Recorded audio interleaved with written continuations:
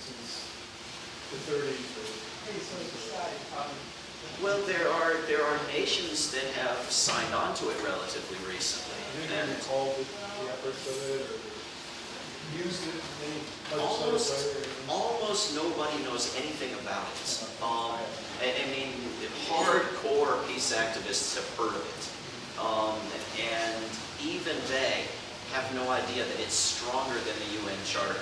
I mean, it's older than the UN Charter. The UN Charter must have been in advance. Things progressed, so let's refer back to the UN Charter. And, you know, my suggestion is that the one that came, 15 years earlier was much stronger, and we ought to be using it because it is there. It is still on the books. One party that signed it was called Persia.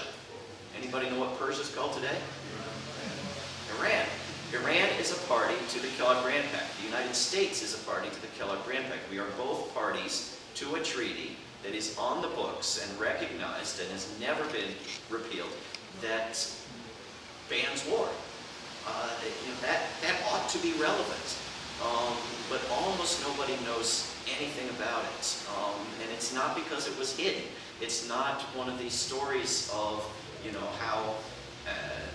how Teddy Roosevelt's kid went over and secretly overthrew the government in Iran, and then we had to find out about it later.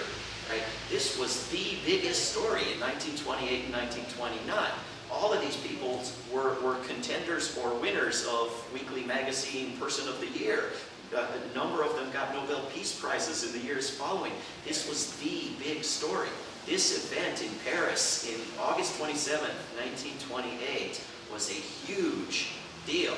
And Secretary of State Kellogg went over there. They flew every flag in Paris, including the German and Soviet flags. It was the first time Germany had sent their foreign minister to France in many years. It was the top news story. So it's not hidden history, it's just forgotten history. Was it recalled during the UN Council when Bush was advocating for war against Iraq? No other element or country brought up this pact at all? Or, this was no. I mean, it's thought of as something that was nice rhetoric but failed. It didn't have any teeth. And it was thought of by some of its critics and many of its supporters at the time as something that needed teeth. And people like Senator Boras said, listen to the language you're using. You want to put teeth into a peace treaty. You want to use war to enforce peace. And yet, if you were to try to bring a case with the Kellogg-Briand Pact in a court today, I mean, you would go up against the fact that there are no criminal or civil penalties attached to it, that, what you want to talk about is state secrets, so you have no business anyway, that it's a political question, it doesn't belong in the judicial branch at all. You would have a hard fight in the courts unless we had completely changed our culture and our justices. And I think, because when you have an international treaty, you are supposed to enforce it with domestic law. And often we do. When Dick Cheney tries to come to town, everybody shouts, Convention Against Torture, Convention Against Torture. But we have, torture is a felony in the U.S. Code because we have domestic law to enforce that treaty. We're supposed to have domestic law to enforce any treaty.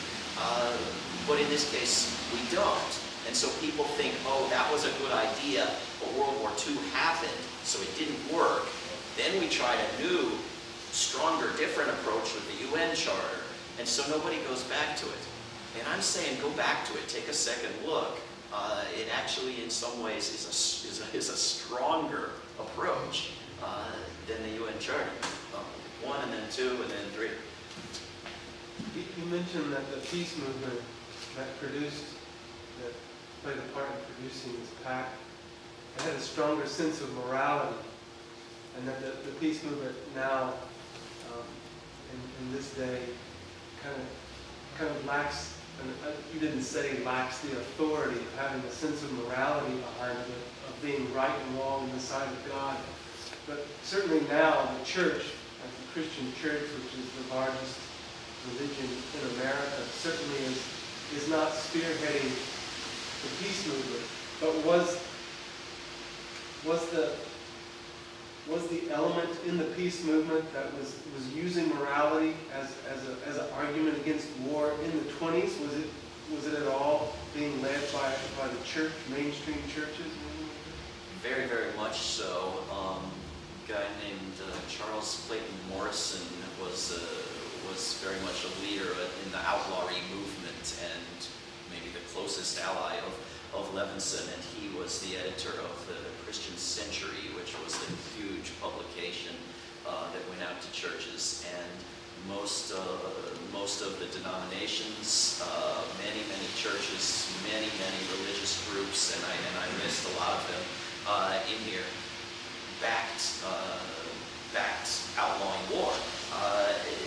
Just as many people who at the start of World War I had thought that Christianity required war.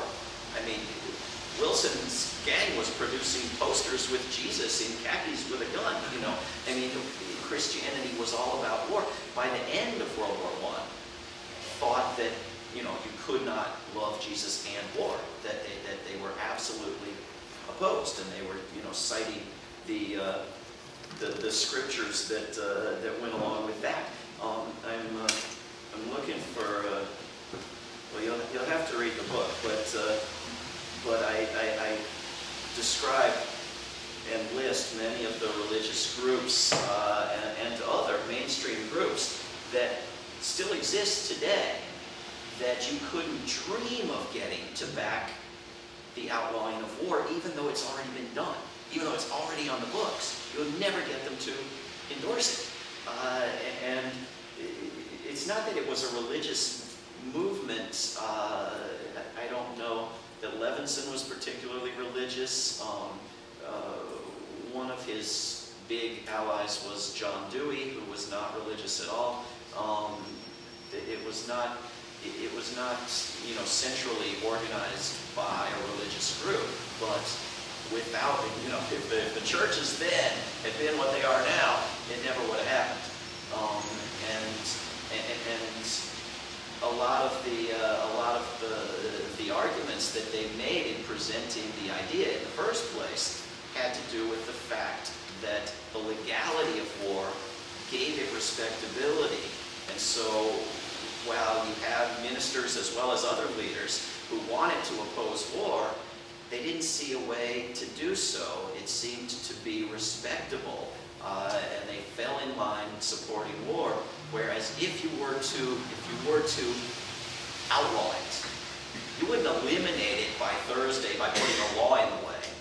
You would stigmatize it. You would make it unrespectable. You would erase what they considered this huge divide between morality and foreign policy. In that our foreign policy consisted of mass murder.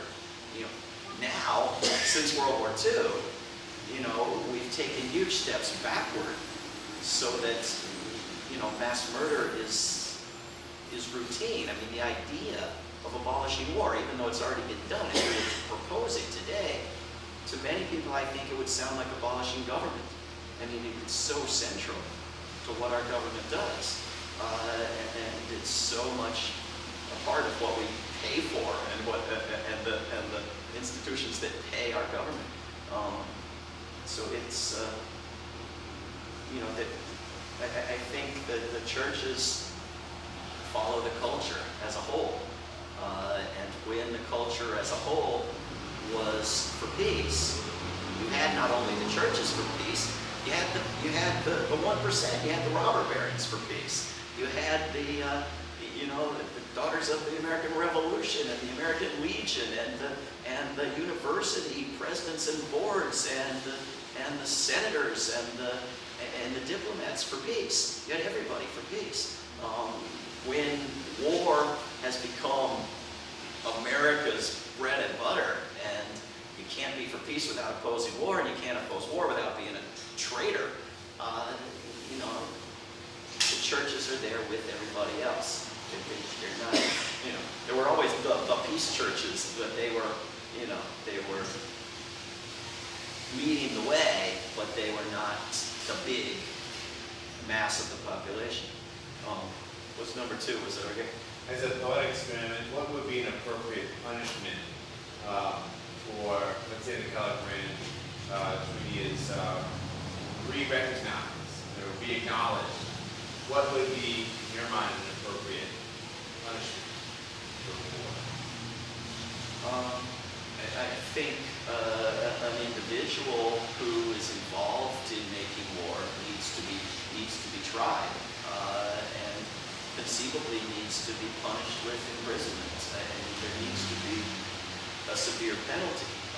The hope is that we would move in such a direction that would not be happening frequently. But you know, there is, at least in the transitioning away from war, the potential need to use that kind of force against war makers.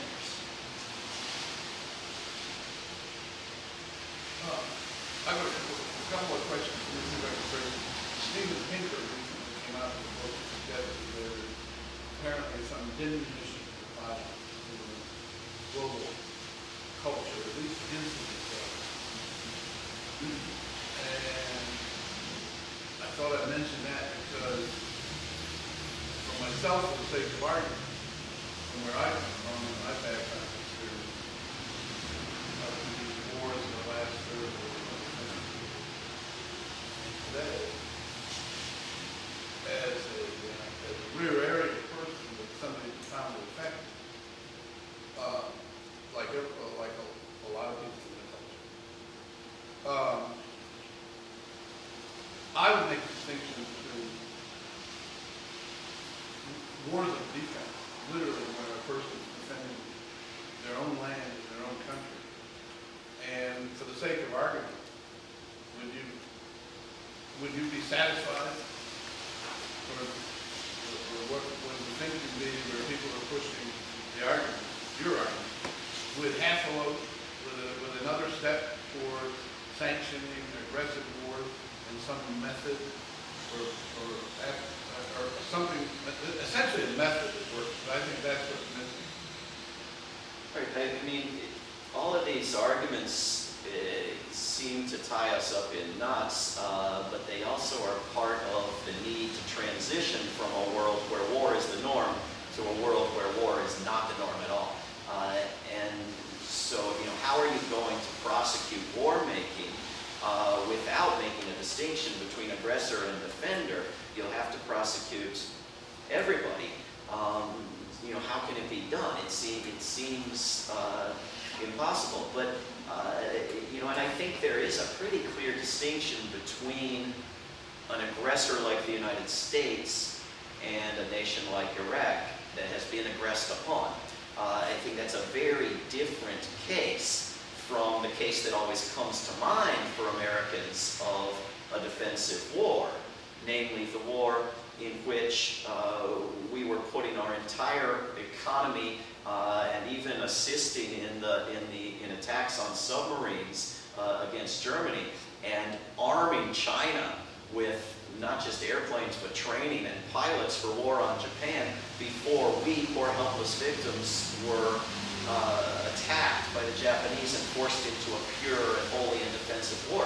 You know, I think when you have a war between nations that both have weapons and both are going to go off and engage in warfare, it really takes two to tango. And it's much, much harder to find the defensive, innocent victim. But when you go to one of the poorest nations on earth, like Afghanistan, and you occupy the place with overwhelming force, you know, I think there is a distinction between the two parties there. And certainly, I would consider it a huge step forward for the International Criminal Court to prosecute any aggressors, any war makers, even if they only prosecuted one side. But if they're only going to prosecute Africans, right, if they're never going to prosecute a wealthy nation or a member of the Security Council, if they're going to be completely a tool of a handful of wealthy powers, then they're really going to give international law a bad name, which culturally could be a step backwards. Right? I mean, we need a court with some respectability, some impartiality, that is willing to prosecute war makers no matter what part of the globe they come from. And then if they only prosecute some of them, and only the worst of them, and only the most clear-cut cases of aggression, that would be a huge advance over where we are now. It means making that court independent of the United Nations, or fixing or replacing the United Nations. I mean, it means a different structure from what we've got, because it can't just be one nation punishing another, or one nation under the guise of an international coalition punishing another. It has to be truly independent to be a deterrent